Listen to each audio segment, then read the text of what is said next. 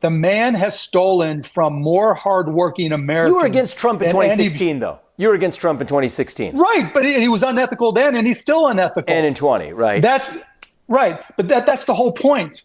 I actually started off supporting Donald, and then I got to know him better. When did you support him? Billionaire Mark Cuban was a guest on Vivek Ramaswamy's podcast, and they got into a heated debate about Donald Trump. Vivek Ramaswamy is obviously a huge Trump supporter. Mark Cuban is a former Trump supporter who now hates Donald Trump. Pondering Politics broke all this down. We're going to take a look at clips from this debate between Mark Cuban and Vivek Ramaswamy, and we're also going to get into the analysis that was done on the Pondering Politics show. Check this out. Billionaire investor Mark Cuban utterly destroyed MAGA Republican Trump supporter Vivek Ramaswamy in a debate about the 2024 election that Vivek seemed to propose, certainly dragged his feet on, and then abruptly ended.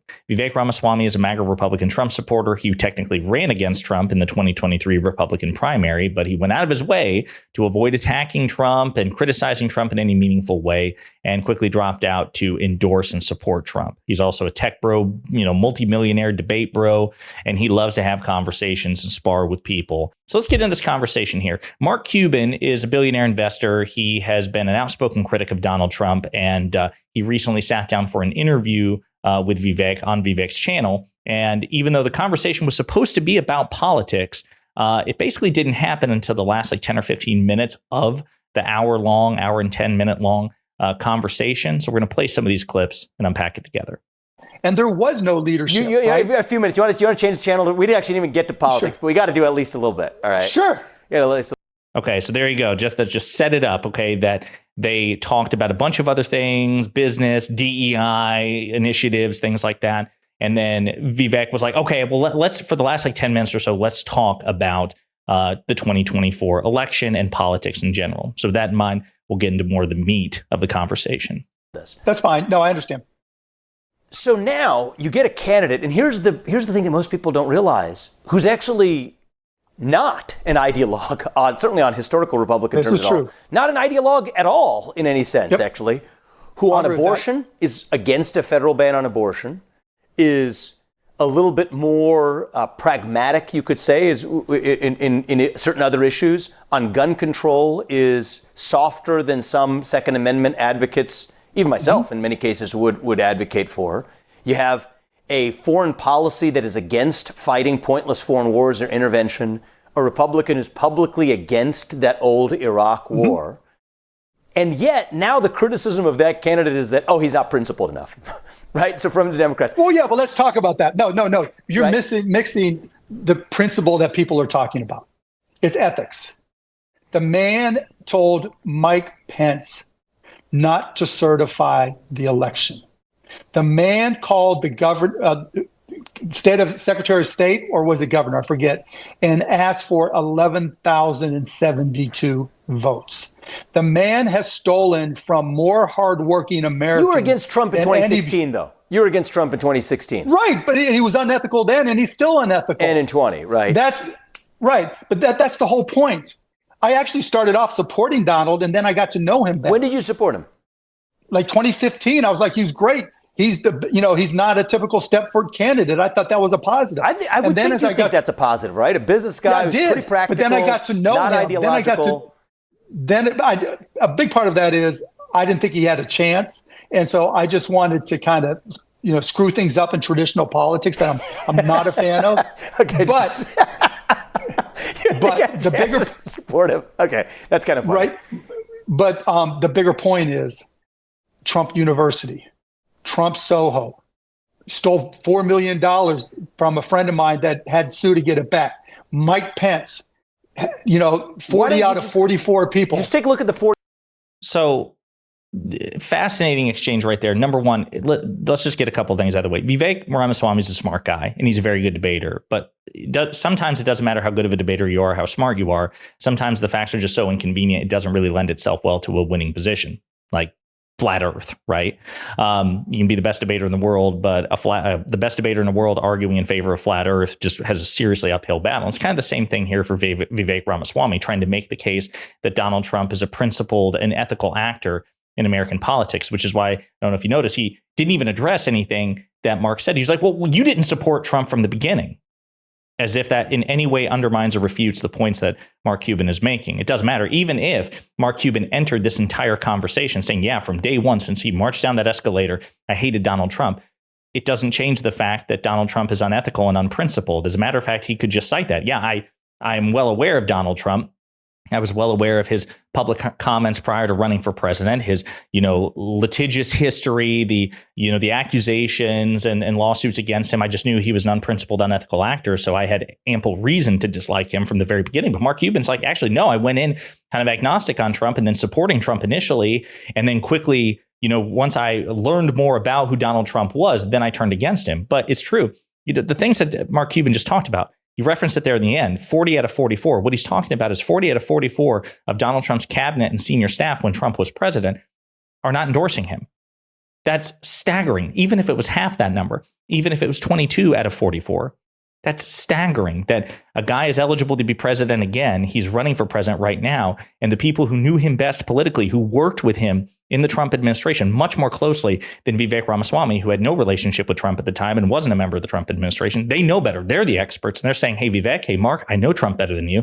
And I'm not endorsing him because I worked with him for him. And he's a bad president, right? That's an informed opinion, certainly more informed than anything coming out of Vivek or even Mark. And Mark's appealing to that. He's actually doing the smart thing, saying, hey, listen, the people who know Trump best politically in this particular environment as president of the United States are saying the guy sucks, right? Then there's the litany of frauds that he's perpetrated against other Americans, the lawsuits, the losses that he's taken, Trump University, the scandals, the fact that, he recently, was found liable for sexual abuse, raping a woman, and had to pay her not only for that, but also for defamation. What he's saying is Trump may be a blank slate for Republicans to use as a vector to get the policy outcomes they want, which, by the way, I would argue that almost is worse, right? In the sense that Trump has no principled positions. He has no real serious thought about politics. He just wants power. And that's the sort of nefarious Faustian bargain that Republicans have entered into with him. But on top of all that, he's not ethical. And so Vivek really doesn't have any answers for that. And I think it's really important that, Mark Cuban brings that up. And a couple of points by me here. One, Mark Cuban talks about his friend who Donald Trump stole $4 million from, and the friend had to sue to get that money back from Donald Trump. I wish he would talk a little bit more about that. Maybe he's talked about that somewhere else, or maybe he can't because of privacy issues of his friend. But that's a pretty compelling argument just right there. That's something that I wasn't aware of. A lot of these other lawsuits are out in public and people know all about these from Donald Trump. And another point made here by Pondering Politics is that Donald Trump just serves as a vector for the Republicans. One of the Republican leaders, I forget who it was, said early on that they just need somebody to hold the pen to sign on to the things that the Republicans want to do. So the Republican Party has, I don't think the Republican establishment wanted Trump to begin with. In 2016, they wanted Jeb Bush, and the base of the Republican Party was not standing for that. But the Republicans really just want a useful idiot, and Donald Trump is that useful idiot for them. A clip. Crime and economy. I get that. But you know what? The one certainty about the office of the President of the United States is the complete uncertainty, that you have no idea what comes next. Would you agree with that? Yes. Okay. And so in my mind, and I think a lot of people's minds that oppose Donald Trump, is that you want somebody there that is educated on the world, but more importantly, just is ethical, right? So that they make ethical decisions. You want somebody when there is no precedent, it's never happened before. You want somebody that has hired not people who are most loyal, like Tony Soprano might have done, but hired the very best people. And those people want to stay and work for them, not that they're loyal. You want somebody whose first inclination is not to do what's in their own best personal interest. So right? Can I just say, you can't deny that's Donald Trump. Again, what a great compelling argument that There's so many uncertainties and unknowns when you're the most powerful person on earth with the hardest job on earth, commanding the world's only superpower. So in unprecedented times, you should probably defer to the moral compass of a person who is reliably ethical, reliably principled. And by the way, as a reminder, when there was precedent, 250 years worth of precedent, which is the peaceful transfer of power, Donald Trump was the first sitting president to break with that, which goes back to the first clip. Mark Cuban's like, he tried to get Mike Pence to overthrow a free and fair election. Vivek Ramaswamy and Republicans would be apoplectic. They would be demanding secession if a Democratic president or a Democratic candidate did such a thing. Imagine in 2016, we had an outgoing Democratic president, Barack Obama, an outgoing Democratic vice president, Joe Biden, the current president of the United States. He was the vice president. He was in Mike Pence's position on January 6, 2017. Imagine a scenario where Hillary Clinton's like, no, I don't concede the election. No, I don't accept the results. I'm going to try to sue my way into the White House. If that doesn't work, I'm going to conspire with Vice President Biden and President Barack Obama to just throw out the Trump votes and certify Hillary Clinton as the winner. Imagine how Vivek Ramaswamy and Republicans would react to that. They'd be apoplectic. They would accept no excuses for it. It doesn't matter that it's an untested legal theory. It doesn't matter that you genuinely believe the election is stolen. Donald Trump won. That's the end of it. But because it's Trump and because it's a Republican and because they're an authoritarian cult of unprincipled, hypocritical losers, they bend the rules for Trump. And Mark Cuban's like, that's ridiculous. He also references the phone call that Trump made to Brad Raffensperger, the Georgia Secretary of State, for 11,780 votes. I need one more. Guys, that's all I need. One more than the other guy. If he really believed that there was serious voter fraud, why would he only ask them to stop and just give him one more? Find me one more than the other guy. Wouldn't you say something like, I believe that there are missing votes. I need you to find all the missing votes. No, because at the end of the day, he's outcome oriented. Trump wanted to win Georgia, had no evidence that Georgia was stolen, and just demanded that these Republicans be loyal to him and fabricate votes, just give him one more needed to flip the state. And he's exactly right about all of this. If Democrats had tried to overthrow an election the way that Donald Trump did and Donald Trump's supporters did, people like Vivek Ramaswamy would be absolutely losing their minds. They wouldn't stand for it. And so, like he says earlier in the clips, Vivek Ramaswamy is a smart guy. But all of these people who are Trump supporters twist themselves into logic pretzels to defend this guy. And Vivek Ramaswamy probably knows, behind closed doors, he probably sees what a scumbag Donald Trump is. But Donald Trump aligns with, some of the things that he's trying to do. Donald Trump aligns with. So they're willing to go along with Trump to try to get the things accomplished that they want accomplished. Vivek talks earlier in these clips about trying to make Trump sound like a moderate, that he's against a national ban on abortion. Well, and Trump has gone around talking about that, but he also brags about the fact that he got Roe v. Wade overturned. He put the people in place, the justices on the Supreme Court, to get Roe v. Wade overturned. That is a radical policy. 2/3 of the country did not want Roe v. Wade overturned. And Mark Cuban brings up some great points about the instability of Trump.